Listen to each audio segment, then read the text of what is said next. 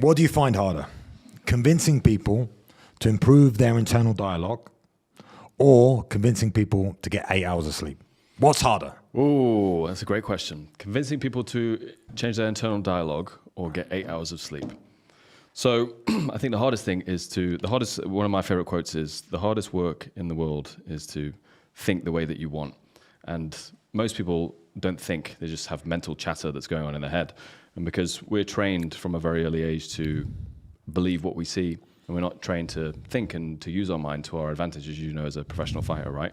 So for me, the hardest challenge to help most people is to change the way that they think. Anyone can accept, oh, I need to have 8 hours of sleep, but most people aren't aware of how they think influences their entire reality, right? And I imagine you experience that as a professional fighter, because everything is all about mindset, right? So it's for me, the biggest challenge in coaching is rewiring someone's mindset. But when the mindset is rewired and it's more positive, like makes everything else easier. Sleeping better, having a better diet, going to the gym, and so on. So it's the root of everything. Yeah, I think that's something that people always struggle with is like, for me personally, I think that's when my life evolved the most, is when I understood the importance of the words that I was saying to myself. In fighting, you get that you need mental toughness, you need to be strong and resilient, especially when it comes to fighting, and you train your mind for that moment and for competition. And they talk about getting in a Zen state, right? So just before the fight, you try and, you have I had this whole routine that I would get myself into fighting shape for, and that walk when you walk into the cage. But then the rest of your life, especially as you're English as well, so as English people, we have like a self-deprecating society, if you want to call it that. So being positive and being like, I find it quite an American trait, being like, yeah, it's like doesn't come to us naturally. And I think if you allow that outside of fighting, for me, my real normal life, I was very much like that. I didn't have a positive internal dialogue. I found it very difficult to think a lot of myself. Now people might think I'm an arrogant prick, which it comes a little bit too. But I think it's better to be a little bit of an arrogant prick than to be self-deprecating and hate on yourself all the time. Yeah, 100%. I mean, I always think pragmatically, what type of mindset is going to serve me the best? Is it the one where I think the best of myself?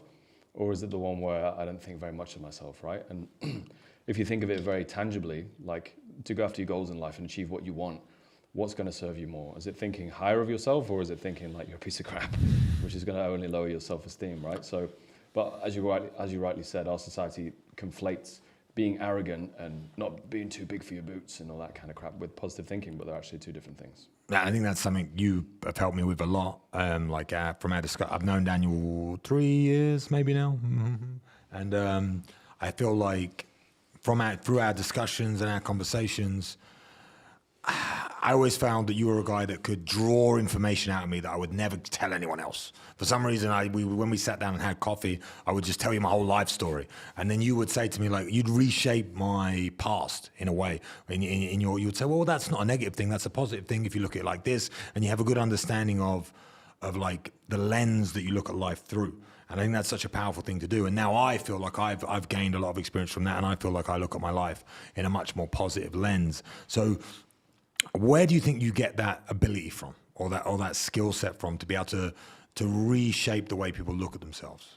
Well, everyone has that ability, right? So human beings, we have high mental faculties.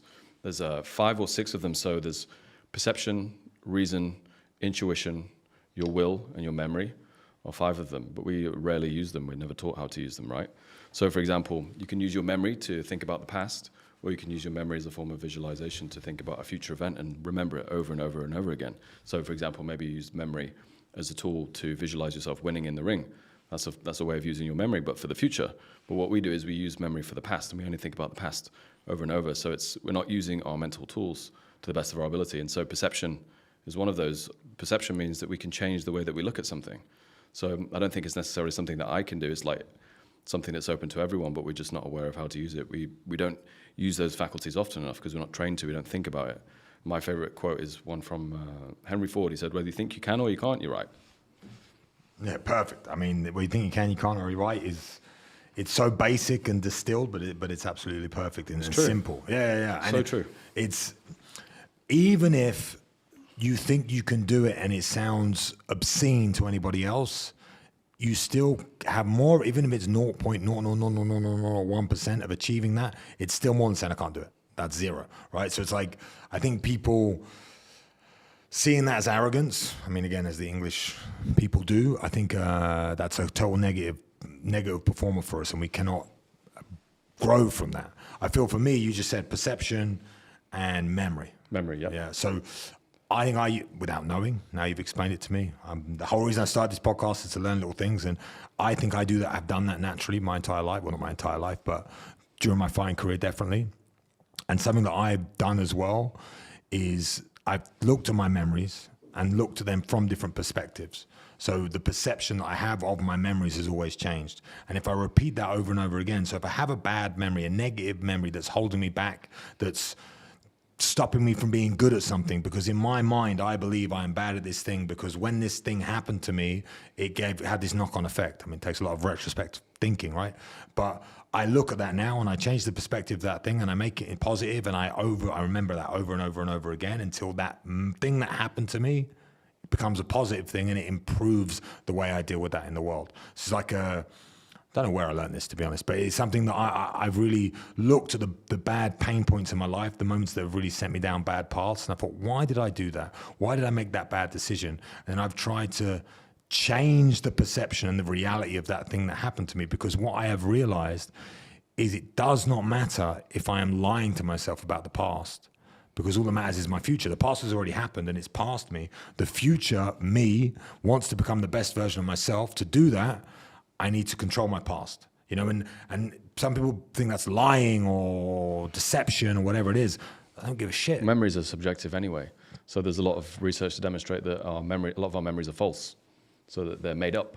So if we think that a lot of our memories are false and they're not based in reality, then why don't we change them? You know, we've got the ability to do it, but we often think that we don't. We often give we think our memories are like objective fact or objective reality when they're not, and when they're tangible and moldable. Why not use them to your own advantage, right? Well, I've physiologically proved this point, because I knew you were going to bring this up. And I have set in this studio a fact that you guys believe because of perception that is not true. I look exquisitely dressed, but really,